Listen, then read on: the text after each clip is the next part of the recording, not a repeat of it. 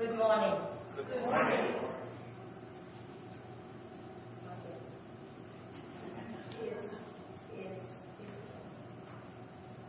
Oops.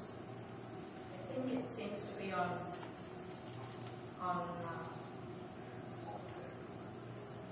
slide presentation.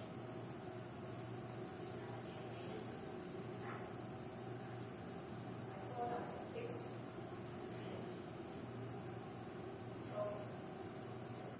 I hope so.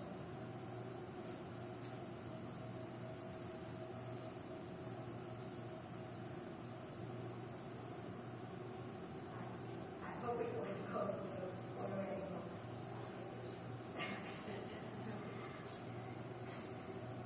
Well, thank you for giving me the opportunity to share with you a very big part of my life, which is my Zoroastrian faith. I'm gratified by your interest and your desire to learn, and I hope that my short presentation today will interest you and it will also enrich you. The Zoroastrians are followers of the prophet Zarathustra. The name Zarathustra has changed over the centuries, and Western historians call our prophet Zoroaster, which leads to our name, the Zoroastrians.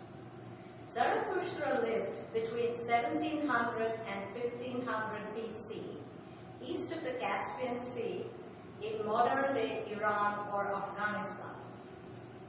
Of course, the images that you see in slide 2, and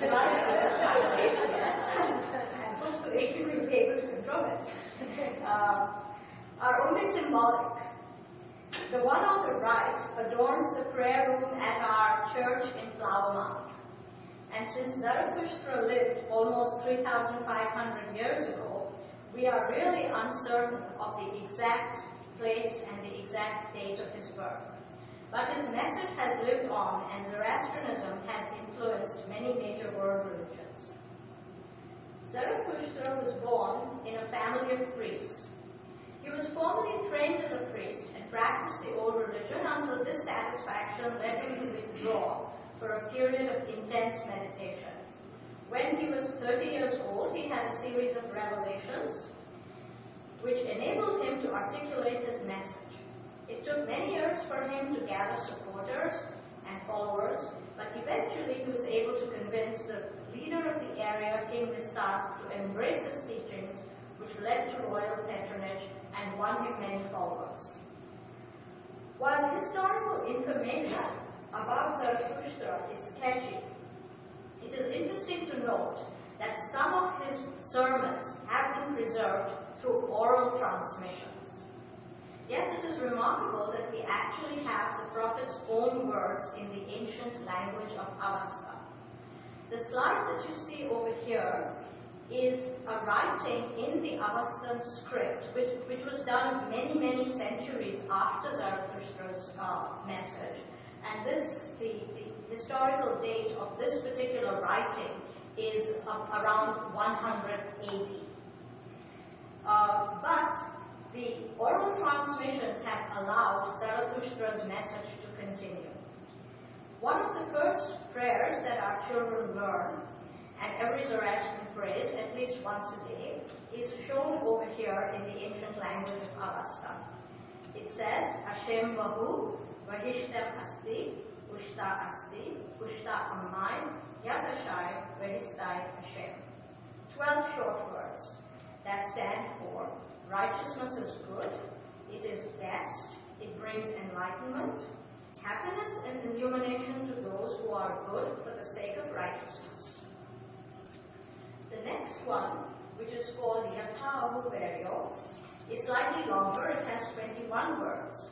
And it says, the will of the Lord is righteousness, the gift of good mind is for all the world's workers, and the kingdom of Aura Mazda is for those who help the needy. These two prayers epitomize the true nature of our faith, the importance of doing the right thing simply because it is the right thing to do, to think for yourself and to help those in need.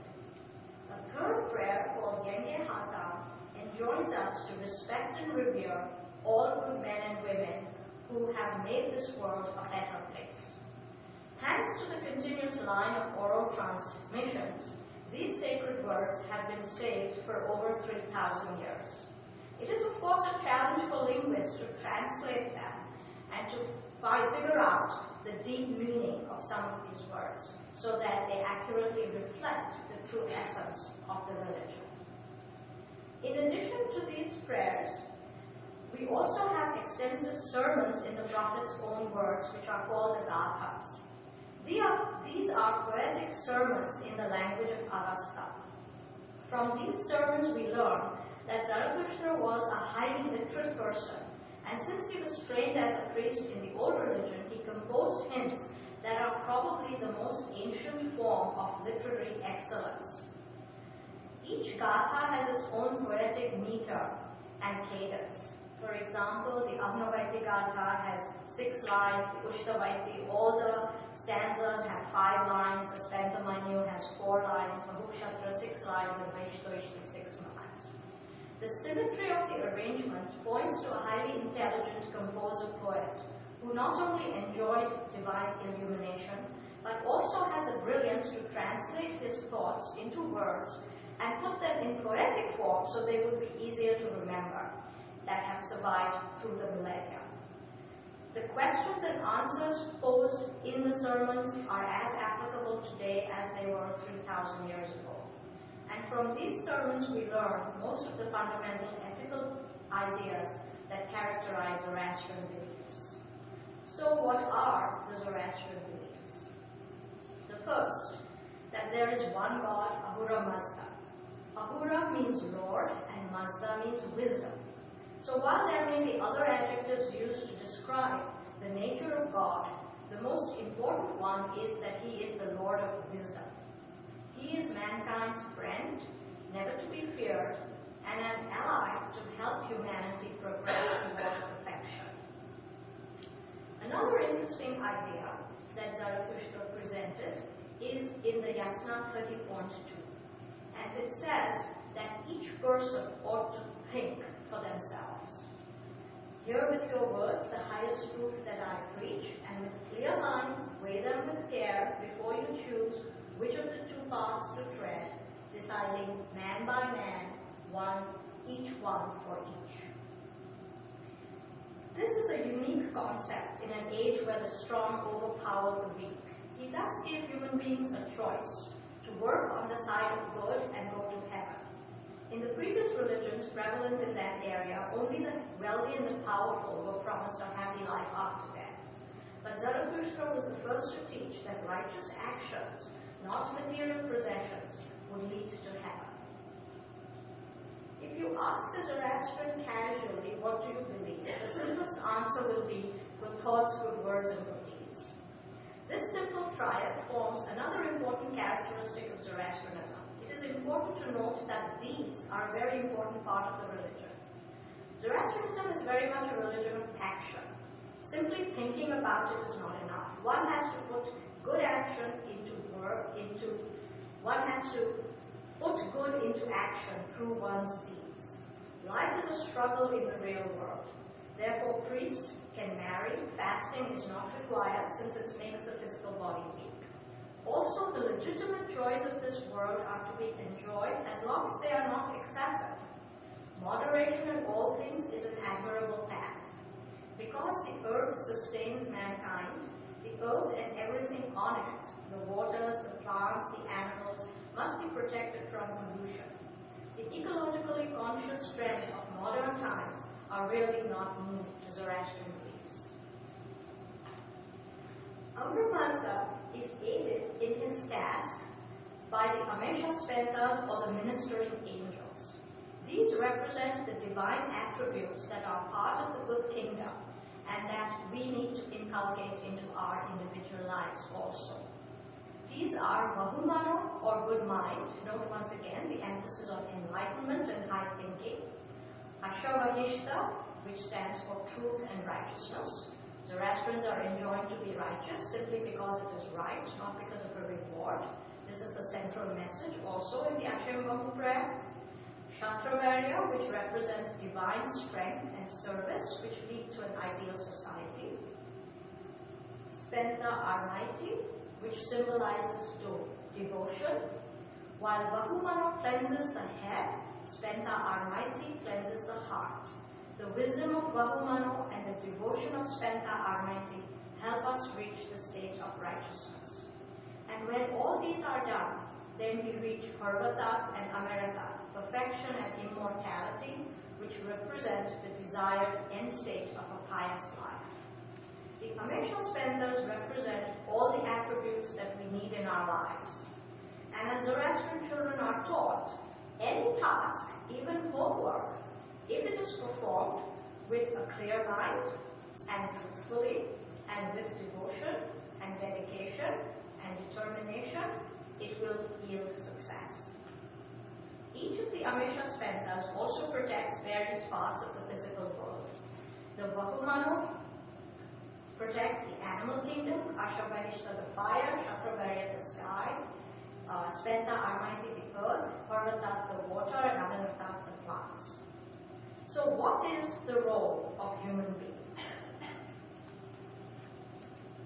Zoroastrians are monotheists living in a world with physical and moral dualism.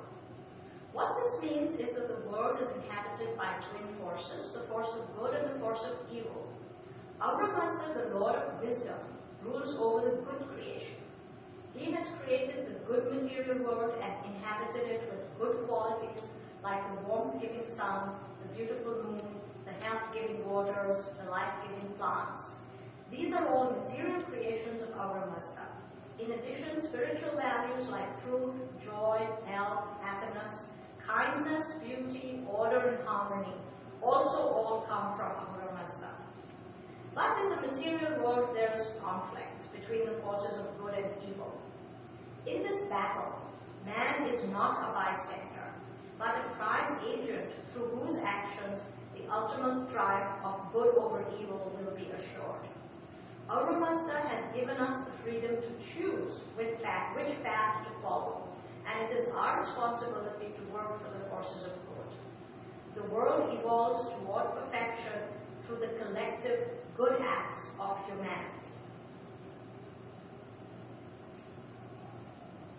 You may often see this symbol used for Zoroastrianism. It is called the Pravahar or the Farohar, and it represents the all-good essence of Ahura Mazda in every person. The fire is also venerated in Zoroastrianism as a symbol of light and energy, and therefore life. It represents the inner light, and it is the physical representation of the illumined mind. It was heartwarming to see the chalice in your ceremony today, and a central fire urn forms the focal point in many of our ceremonies, in fact in most of our ceremonies, like jashans, which are communal services for blessings and thanksgiving. The images that you see over here is from a jashan that was performed at our center in Flower Mound when we inaugurated it 2 years ago. And this was a celebration of not only opening the building, but also establishing the fire in the central urn.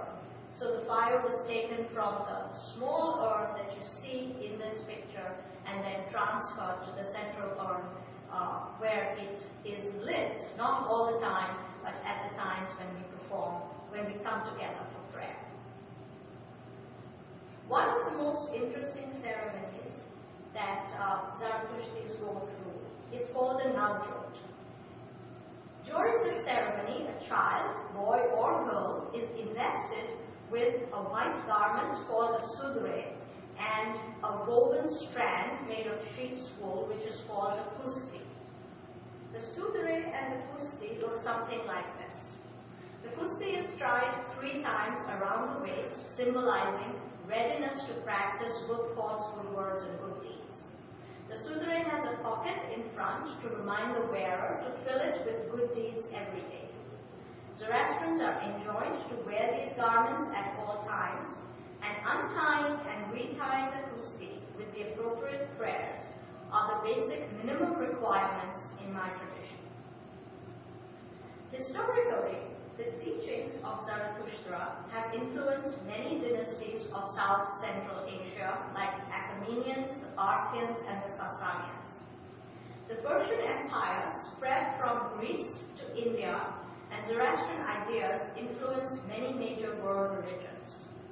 Perhaps the most famous historical figure is Cyrus the Great, who was an ancestor of the Artaxerxes in our story today. Cyrus the Great was a king of the Achaemenian dynasty who ruled from 559 to 530 BC, and he is especially known and revered because he freed the Jews from captivity in Babylon. He is mentioned many times, more than once in the Bible, as the anointed one of God. His decrees for good governance have formed the basis for the Charter of Human Rights, and they were inscribed on clay cylinders. Incidentally, the famous Cyrus cylinder is currently touring the United States, and it is on loan from the British Museum. Right now, it is in San Francisco, but it moves to Los Angeles, I believe, in the next few weeks. It did not come to Dallas, but it did come to Houston in June. In the 7th century, Arab conquest led to the persecution of Zoroastrians in Iran. This resulted in migrations to many parts of the world, but only the group that went to India seems to have survived and maintained a distinct identity because they chose not to proselytize. Since this group originated in a region called Pars, they came to be known as the Parsis. And this is an image of a building that houses one of the oldest sacred fires that were consecrated in India after the Zoroastrians landed there. There is a legend that when the Parsis first landed on the western shores of India, the Hindu ruler was reluctant to give them refuge and presented them with a container filled to the brim with milk, showing that his kingdom had no space for new immigrants. The story goes that the Parsis added some sugar to the milk, signifying that they would assimilate into the Indian subcontinent and help to sweeten the pot. Today, we are on a new continent and we are assimilating into many more cultures. One of those cultures is that of our Zoroastrian siblings in Iran, who chose to stay in Iran despite the many hardships and the persecution that they faced. It has been 1,000 years since our two communities had diverged. We do not speak the same language, many cultural practices are different. But as we have reacquainted ourselves, we have learned that the essential elements of our faith and the fundamental prayers are still very much the same. And so we are now located, after 20 years of fundraising, we have our own building in Flower Mound, and we welcome you there if you would ever like to visit. As immigrants to this country, we hope that we are also adding sugar to the milk on our local landscape.